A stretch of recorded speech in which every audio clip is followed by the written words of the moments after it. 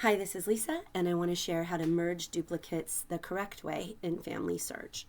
So you have two options when you are working with a duplicate for actually discovering that there is a duplicate. So the first one is that Family Search might find one for you, and if they do, you'll see it in two places over on the right-hand side of the person's details page when you're looking at it. So you will sometimes see research help, and it will show up with the red exclamation mark and say possible duplicate.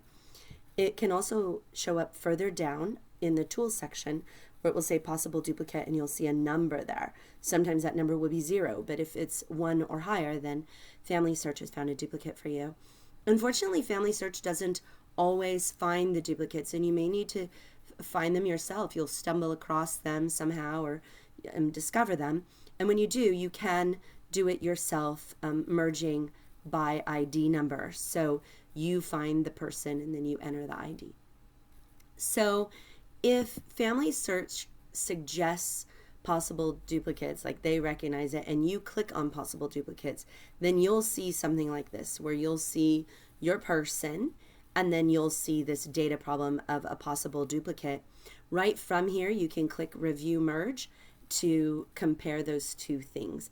I'm going to mention right here that before you just review this merge, it's worth it to go look more carefully at this person to make sure that it is a merge, that it is a duplicate rather, before you click Review Merge. So I would just add in that extra step of looking at this person before you actually click Review Merge and get going. Now, unfortunately, as I mentioned, Family Search doesn't always capture the duplicate. So here we have possible duplicates, 0.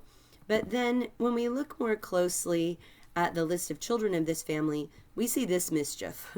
Ancianda Gates and then Anaconda Gates or Anasonda, same birth year, and these are just different spellings, and one of them is a misspelling. Actually, I happen to know the situation, a misspelling from a census. So remember that census records often have misspellings.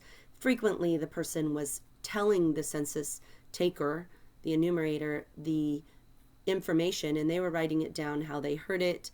And there, especially with names like this, which are unusual, there can be issues. So let's fix it the right way. How do you do that? Well, first, as I mentioned before, you need to look at both individuals very closely. And that includes looking at the notes and collaboration, because it's possible that somebody has considered this merge in the past and that they realize that it wasn't quite right, or they've made a note about it. Another possibility is that someone has left some clarifying information that sheds light on it. Occasionally, something will look like a duplicate and not be, when a family may have had a child and then named a subsequent child the same name, which does occasionally happen. We think it's a duplicate, but in actuality it's not. So be sure to look at the notes and collaboration. And then have a pen or pencil and paper ready, and you will quickly see why. So let's dive in to a merge. So the first thing to understand is that the person on the left is a person who remains. So if you realize that it's really this person who has more full and complete information, then you can click this right here and it will switch positions. Notice they're kind of trying to signal you with this that this side is flowing into this side. It is the person on the left who remains. Key information, key idea. Keep the one that is most complete. Keep the one that is most accurate.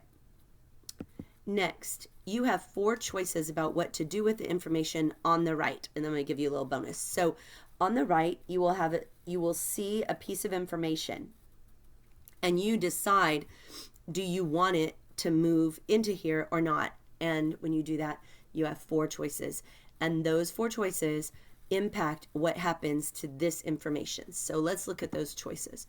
The first one is to do nothing. If you do nothing, then the information on the left is kept and the information on the right is archived. If you replace it, so you replace, if you click replace right here, you see it, if you click replace right here, then this information over here is replaced with the information on the right.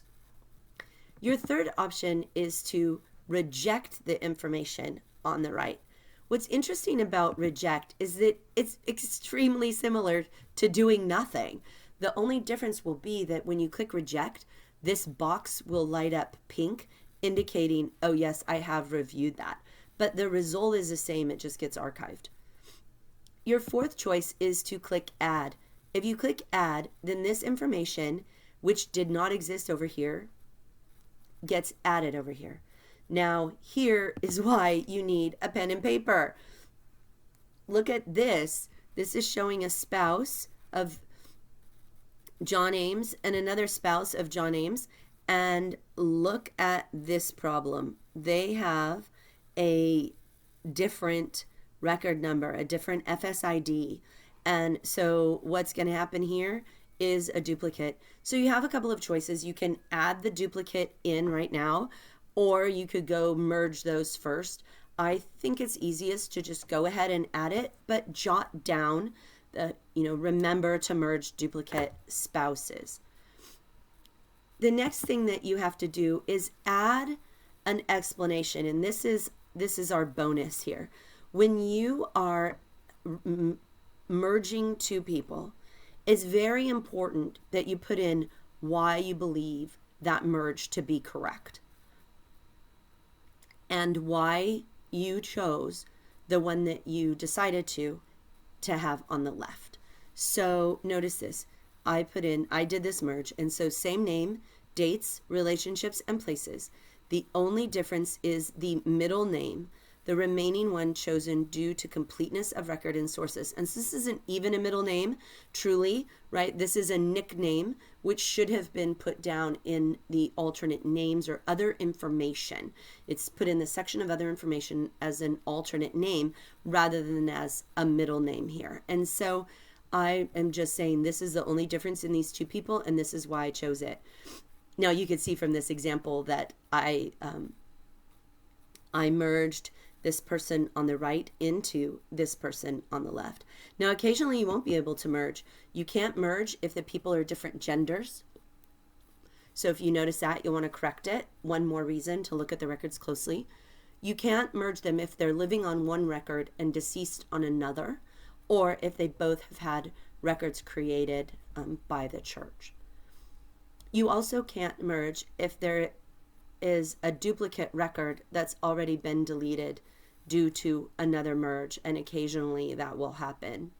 And sometimes files are actually restricted. Sometimes the profile is restricted by Family Search and they cannot be conflated. So that will happen a lot of times with famous individuals, different kinds of leaders and things like that, where multiple people are messing with it and they want to make sure that nobody makes changes to it. They can restrict the record. So those are the things to keep in mind. If it says it won't let you merge and you feel like there's a mistake, just contact Family Search and fill in a help ticket that you think they should be able to be merged. And I've done that before and it's been just fine. So hopefully these tips have helped you when you are merging to make sure that you do it the right way, preventing future errors and making sure that other people understand why you did what you did.